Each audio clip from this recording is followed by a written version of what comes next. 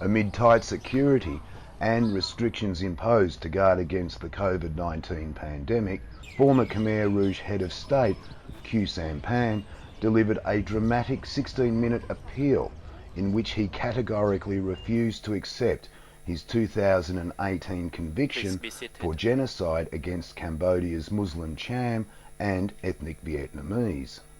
Khieu Samphan told the court, "I am alone in front of you.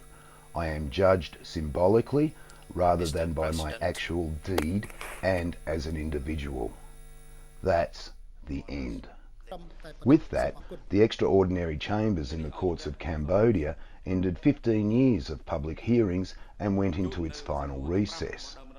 Court spokesman Neth Pektra said a decision on the appeal was not expected until the fourth quarter of next year, and in the meantime, we still have some administrative work to finalize between the Cambodian government and the United Nations before this court close. It means complete admission. The Khmer Rouge was born in secret meetings at the back of the Phnom Penh railway station.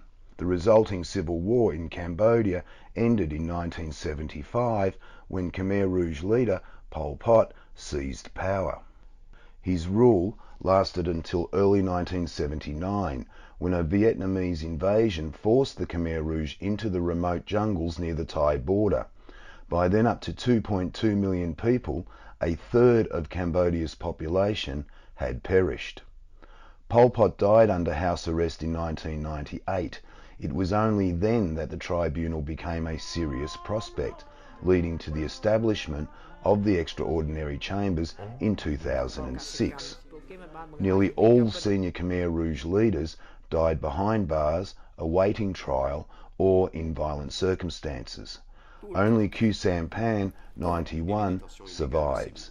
He was convicted of genocide alongside Nun Chia, who died 2 years ago. Helen Jarvis, a former chief of the court's public affairs and its victim support section, says it took a Herculean effort to get the tribunal up and running. It was a very important historical event that needed to be done. It was long overdue to recognise the crimes that had taken place here, crimes against humanity, genocide. It needed to be done. I think it has been done.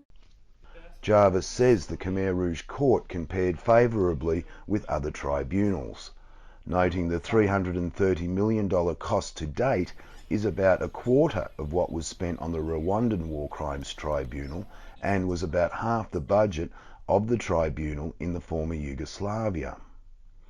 The other tribunals were held under the auspices of the International Criminal Court in The Hague, with no local component and a long way from where the atrocities were committed. This court was a hybrid tribunal made up of local and international judges, and it was held in Cambodia. The most important thing is that the Cambodian people have been there, have been part of it right through. It wasn't something done like former Yugoslavia or Rwanda, done outside the country. It was done in Cambodia with Cambodian full participation, a 500-seat courtroom, which was full every day. Uwe Rack, president of the Future Forum think tank in Phnom Penh, says the tribunal played an important role in Cambodia's development. It was a success, it was necessary. It was an establishment of facts and truth, and in some way that will be studied by historians, but more importantly by the Cambodian population. Uwe Rack also says the tribunal will provide historians with much greater insights into the regional political dynamics of the 1970s involving the major powers, the United States, Russia and China. Even if Khieu Samphan wins his appeal, he will remain behind bars after exhausting the appeals process for his conviction for crimes against humanity. Either way, authorities can now plan commemorations for Pol Pot's victims, who are expected to be cremated in accordance with traditional Buddhist rites, delivering some closure for one of the great tragedies of the 20th century. Luke Hunt for VOA News, Phnom Penh, Cambodia.